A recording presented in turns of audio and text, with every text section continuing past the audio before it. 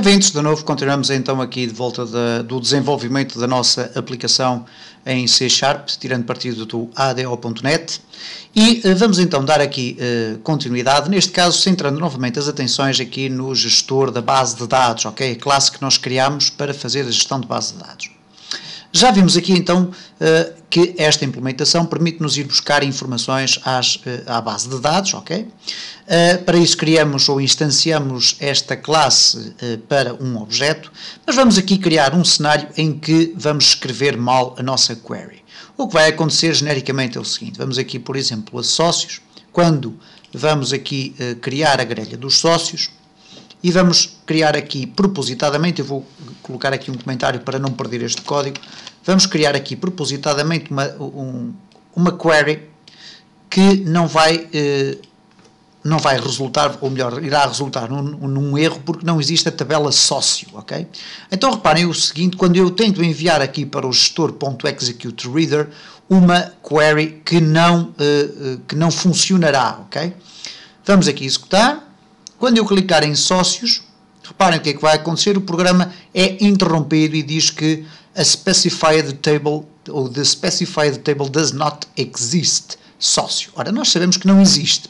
Então, o que vai acontecer é o seguinte: sempre que o utilizador, na sua aplicação final, tentar executar o código, e se ele tiver um erro destes, o que vai acontecer é um crash da aplicação, ok? Então, nós podemos evitar isto introduzindo aqui algumas alterações de segurança. Neste caso, temos aqui o nosso adaptador, okay, que é igual a new SQL adapter, ok?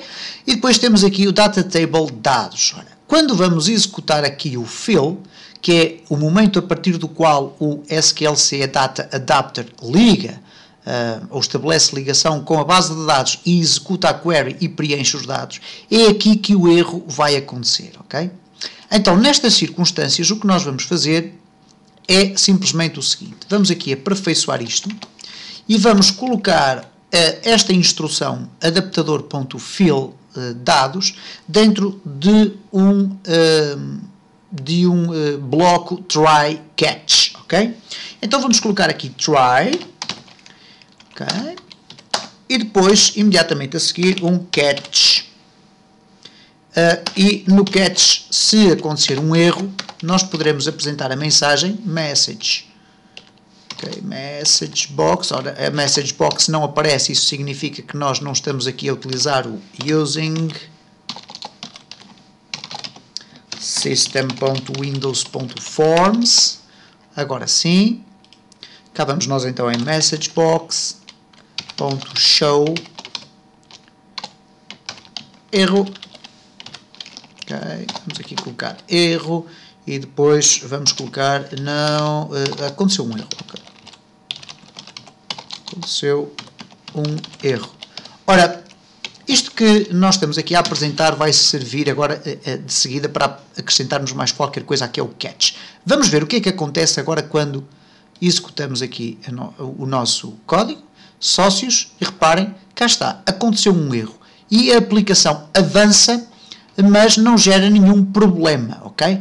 Apenas informa que aconteceu um erro. No entanto, aconteceu um erro é uma mensagem muito genérica, não me diz qual é o erro que aconteceu. Então, neste caso, eu posso colocar aqui no catch, vou colocar uma exceção, exception, é x, ok?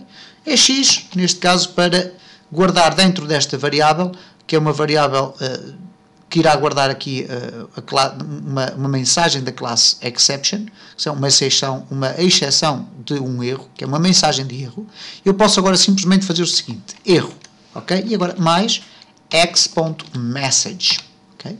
Então, quando eu executar agora o código e quando acontecer um erro, cá está, erro, the specified table does not exist, sócio, ok? E portanto torna aqui não um erro do IDE, okay, mas um erro da própria aplicação que eu posso controlar, ok? Evidentemente que se eu quisesse agora, poderia aqui, enfim, condicionar a apresentação das mensagens consoante o erro que é apresentado.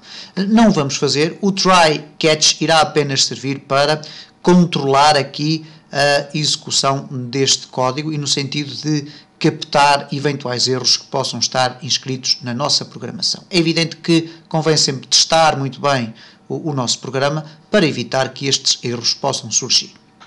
Ora, posto isto, vamos aqui ver o que é que nós podemos fazer relativamente à nossa aplicação. Neste caso vamos voltar a colocar aqui sócios, vamos executar sócios e reparem que há aqui um aspecto que nós vamos ter que alterar, ou melhor, 2 ou 3 aspectos, e que dizem respeito à Data Grid View, nomeadamente no que diz respeito então às colunas. Okay? Como podem ver aqui, as colunas têm o nome que elas têm, aquilo que se chama o column header, o cabeçalho, são os nomes das colunas da tabela dos sócios, e nós se calhar queríamos que aparecessem aqui uns nomes diferentes, ok? E depois temos também aqui dados que não são obrigatoriamente necessários que apareçam. O ID sócio e, por exemplo, aqui a atualização também não, e o sexo, em vez de aparecer aqui esta caixa, nós gostaríamos que aparecesse ou masculino ou feminino.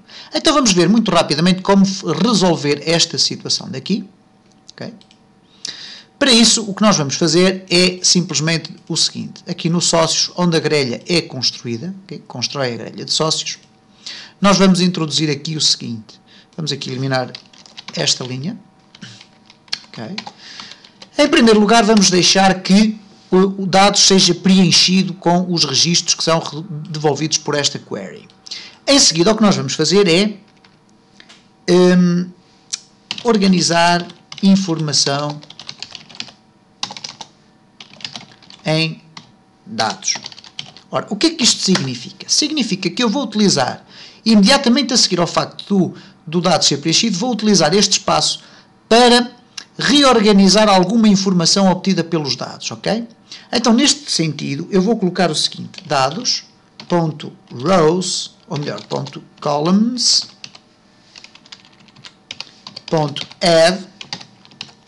e vamos colocar aqui o nome de uma nova coluna, que é str sexo, ok? str sexo, e cujo tipo vai ser type of string, ok?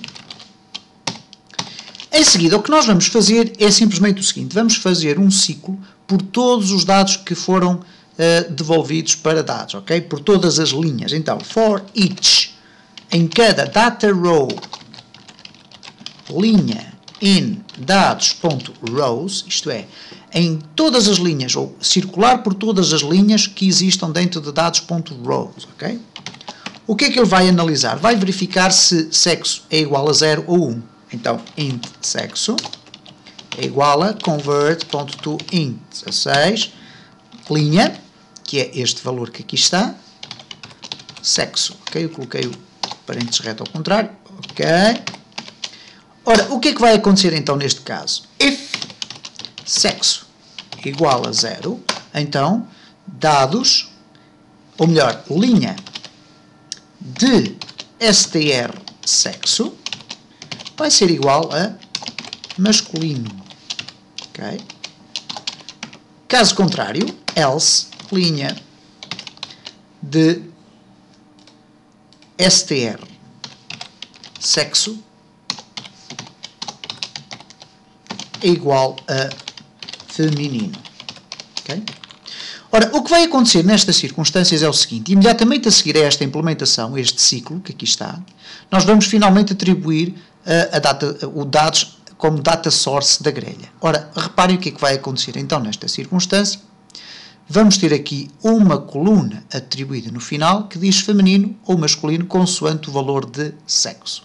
Ora, nestas circunstâncias nós vamos ter aqui uma ou outra situação que iremos tentar resolver, iremos resolver com certeza no próximo vídeo, que é a forma como nós vamos apresentar os dados, ok?